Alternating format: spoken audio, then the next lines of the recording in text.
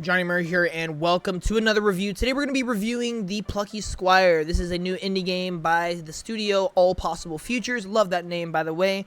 And is published by Devolver Digital. This is a game I've been anticipating for a while. I thought has always looked promising. And yeah, we're going to talk about it and give my thoughts and review on did it live up to the hype.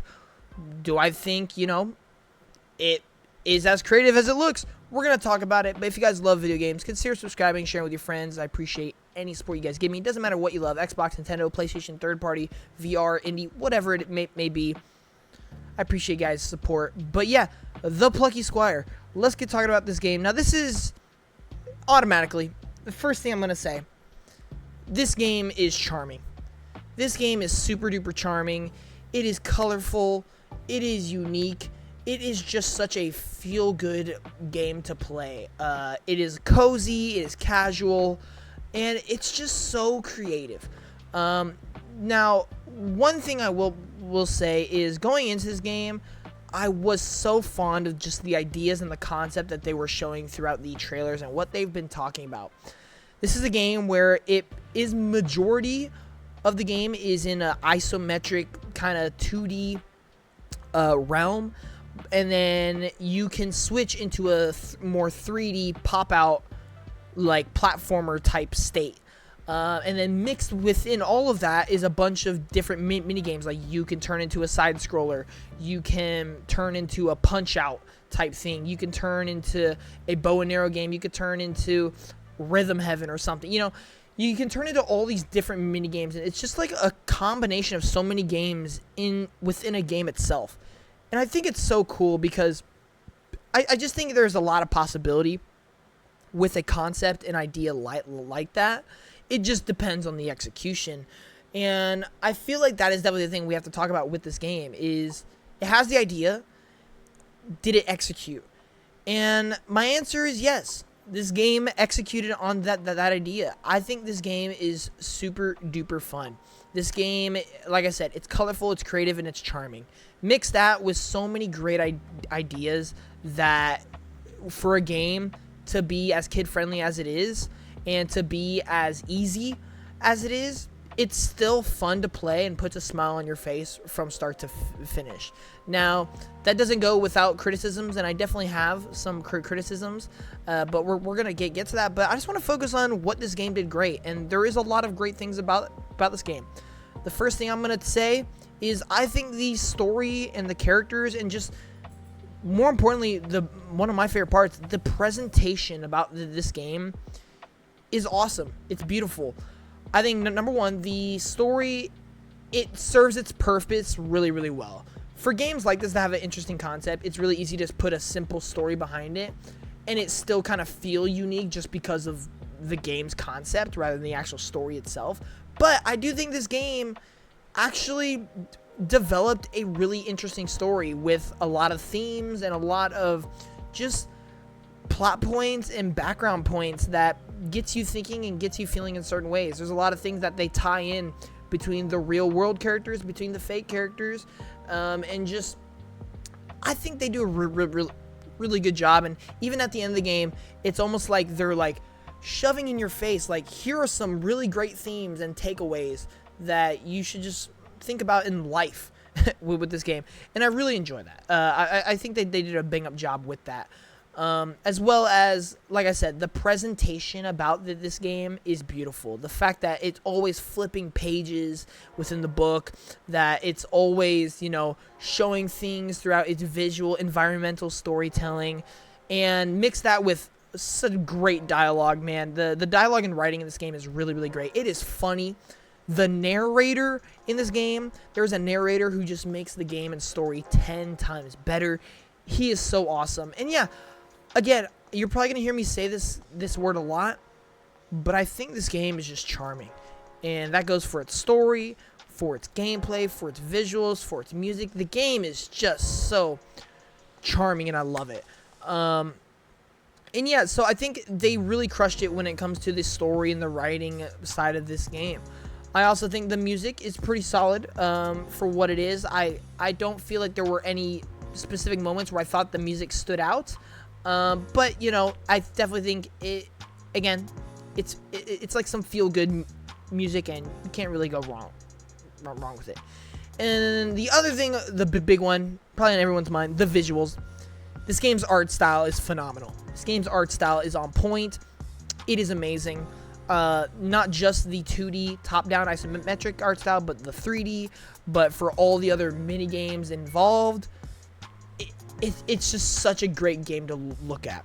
Like, and I said this on the podcast when giving my thoughts and opinions on the game. I said, at the end of the day, I do feel like this is a game that is more fun to look at than it is to play. And you're probably thinking, that doesn't necessarily sound good. That is because I do have a lot of criticisms with this game. And I would say majority of those criticisms come within the gameplay itself. Now, I'm just going to go and say, I do not think the gameplay is bad. I do, however, think it is weak. And we're gonna go into all of that. But for me, I think it comes down to there were a lot of open doors left throughout. There were a lot of room for improvement, a lot of room for growth, to the point where it just kind of felt like it didn't quite have enough of what it needed to have to be a really, really fun gameplay. And I think it starts with the combat. And I'm just talking about normal combat here. Your melee attacks, and that's really it. You have like maybe 5 attacks throughout the whole game. And they just never develop it. They never push it forward. There's barely a progression system within the game. Your main progression system has to do with like being able to solve certain puzzles, getting like these certain stamps that you can drop bombs, or you can freeze certain objects, or having these things where you can tilt the book in certain directions or flip pages. That is where most of the progression is. And that's not within the combat. I think that is the best part of the gameplay, is the puzzles and just the exploration of the game. I think that is the best part about the gameplay. But when it comes to combat, it just falls flat in my opinion, because they don't develop it. You get everything you need for the combat within like the first to second chapter, and you just roll with that throughout the entire game, to the point where it does get very repetitive, and it does leave a lot to be desired towards the second half of the game. Now, I don't expect this game to be super duper action packed and have an amazing combat system, but there was a lot of advertisement for action, and it is something I wish was more of. Or in the other sense, I almost wish this game fully committed to being a puzzle and mini game type game. Leave the combat out of it completely, because what I loved about this game's gameplay is its puzzles and the creativity it uses to solve different puzzles, and I love that. I think some of the things they did is just so creative, man. It's so creative, and they do them in such a way where you get that great feeling that you get in a lot of puzzle games. It's like, oh, that's so clever. I would have never thought about that. But they did, and they did it in such a great way, and I love that. Now with the mini games, and you've heard me bring up the mini games. This was something I was absolutely super duper excited for. When in the trailer they showed things where you can go into like a punch out type game, where you can go into archery, you can go into like a rhythm game, you can go into like a jetpack joyride type thing, if you guys remember that game. And those things are really, really fun. Unfortunately, you do them once throughout the whole game. And a lot of times, for most of them, they last about 30 seconds to a minute long. And you don't do them again until the very, very end of the game, in the final boss. And it just leaves a little bit of unsatisfaction within me, because I love so many of those mini games to the point where I wanted to play them more, and I just couldn't, because that's just not how the game played out, and that's not how they designed the game to be. And I feel like that is a bit of a missed opportunity, because those mini games are really, really fun. I really enjoyed the rhythm one. Like, you can make a whole game off of that rhythm, and dude, I was locked in. I loved those rhythm games. Unfortunately, it's in its specific chapter, and then you don't use it again until the very final boss. Specifically, the Punch-Out game mode, it lasts about 30 seconds in Chapter 2, and that's it for the rest of the game until the final boss. And it just, I don't know, it was a little bit disappointing, and I kind of bring the analogy to, like, when you go to a restaurant and you order food, and that food is so good, but it's in such a small portion to where you want to eat more, but you're not sure if you want to pay to order a second serving, or if you want to wait for that time. It's so good, but there's so little of that specific thing that it just leaves a lot to be desired, and it leaves you kind of unsatisfied at the end. And I feel like that is pretty much how I feel with majority of this game, because I think this game does a lot of great things, and it has so many awesome ideas. Unfortunately, I don't feel like it ever fully commits to any of those things. I feel like they try to do so many things, and they're like, here, look what we can do. And they do it amazingly, but then they forget about it.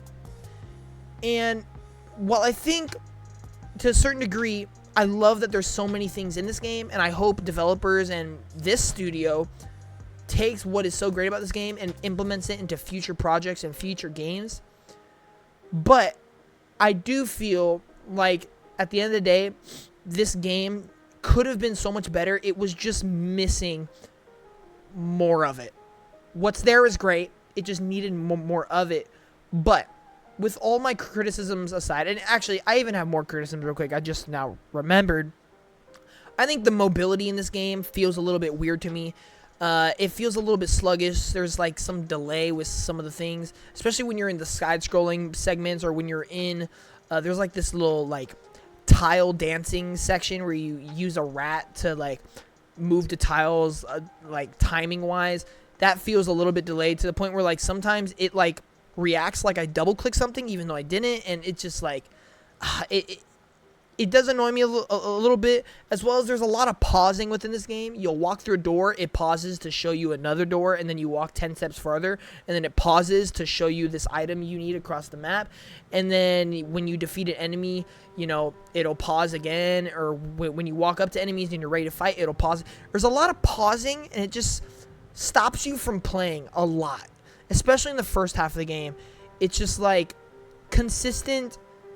Okay, let me show you this thing that's over here, even though that's obviously what you're walking towards already, and you obviously already know it's over there. Let me stop you to then show you it's over there, even though this is a linear game. There's only one way I can even go. So it just, simple things that I feel like could get changed, could get fixed, that will make the overall experience much bit better.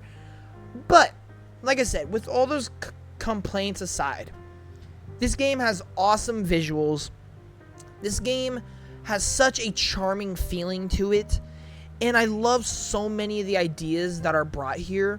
At the end of the day, I do think this is still a really good game, and that's where I'm going with my score, with the new grading scale that we came up with on Player Way. A 7.5 is really good, and I feel like that is how I feel at the end of the day.